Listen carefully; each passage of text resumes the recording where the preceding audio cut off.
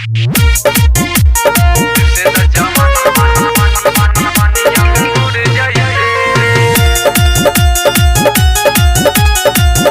By Vikesh भोजपुरिया।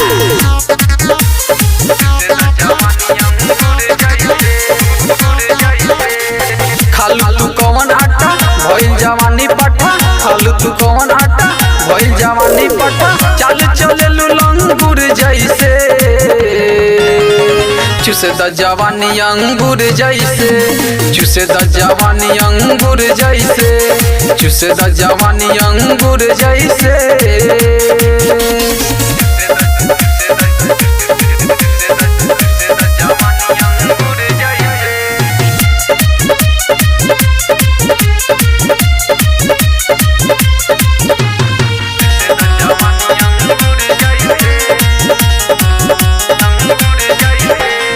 लेके घुमेलू स्कूटी बजरिया, लइका से कहेलू लूटा लहरिया, लूटा लहरिया, लूटा लहरिया।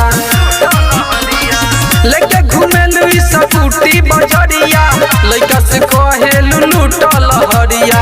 चढ़ल बा तोहर सोरह के उमरिया, जिला हिलैबू काहे सहरिया। अपरल बाटे लइका पीछा तोरा बोला कैसे, चुसे द जवानी अंगूर जैसे, चुसे द जवानी अंगूर जैसे, चुसे द जवानी अंगूर जैसे।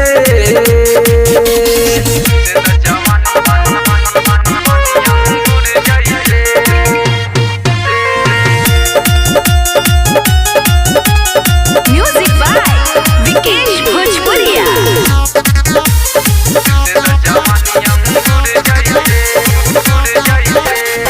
गजबे के तोहर गदराइल जवानी, केहू के मुँहवा से चू जाई पानी, चू जाई पानी, चू जाई पानी।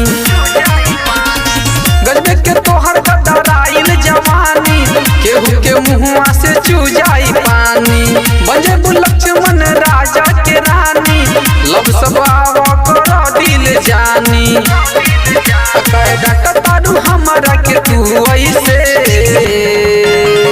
चुसे द जवानी अंगूर जैसे, चुसे द जवानी अंगूर जैसे, चुसे द जवानी अंगूर जैसे।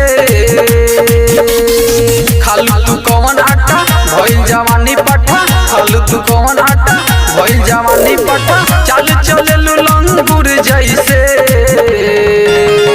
चुसे द जवानी अंगूर जैसे, चुसे द जवानी अंगूर जैसे, चुसे द जवानी अंगूर जैसे।